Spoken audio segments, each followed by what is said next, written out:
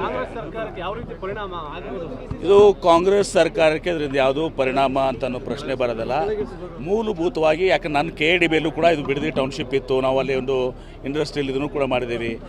ಇದನ್ನು ಪ್ರಾರಂಭ ಮಾಡಿದಂಥವರು 2006ರಲ್ಲಿ ಬೇರೆ ಯಾರೂ ಅಲ್ಲ, HD ಕುಮಾರಸ್ವಾಮಿ ಅವರು.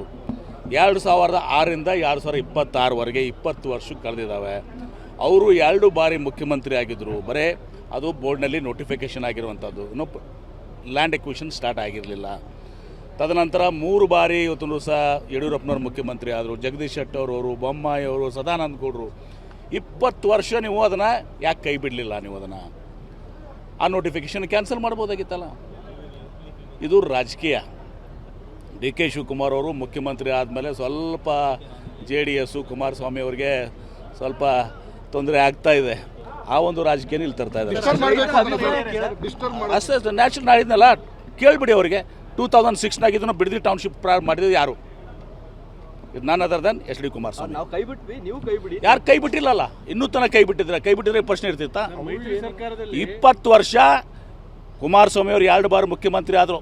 2006ರಿಂದ 8, ಈಗ ಮೊನ್ನೆ 18-19. ಯಡಿಯೂರಪ್ಪನವರು 3 ಬಾರಿ ಮುಖ್ಯಮಂತ್ರಿ, ಜಗದೀಶ್ ಶೆಟ್ಟರ್, ಬೊಮ್ಮಾಯಿ, ಯಾರು ಕೂಡ ಅದನ್ನು ಕೈ ಬಿಟ್ಟಿಲ್ಲ. ಕಾಂಗ್ರೆಸ್ ಸರ್ಕಾರಕ್ಕೆ ಯಾವ ರೀತಿ ಪರಿಣಾಮ ಆಗಬಹುದು? ಇದು ಕಾಂಗ್ರೆಸ್ ಸರ್ಕಾರಕ್ಕೆ ಇದರಿಂದ ಯಾವುದೂ ಪರಿಣಾಮ ಅಂತ ಅನ್ನೋ ಪ್ರಶ್ನೆ ಬರೋದಿಲ್ಲ. ಮೂಲಭೂತವಾಗಿ ಯಾಕೆ ನನ್ನ KDBಯಲ್ಲೂ ಕೂಡ ಇದು ಬಿಡದಿ ಟೌನ್ಶಿಪ್ ಇತ್ತು, ನಾವು ಅಲ್ಲಿ ಒಂದು ಇಂಡಸ್ಟ್ರಿಯಲ್ ಇದನ್ನು ಕೂಡ ಮಾಡಿದ್ದೀವಿ. ಇದನ್ನು ಪ್ರಾರಂಭ ಮಾಡಿದಂಥವರು 2006ರಲ್ಲಿ ಬೇರೆ ಯಾರೂ ಅಲ್ಲ, HD ಕುಮಾರಸ್ವಾಮಿ ಅವರು.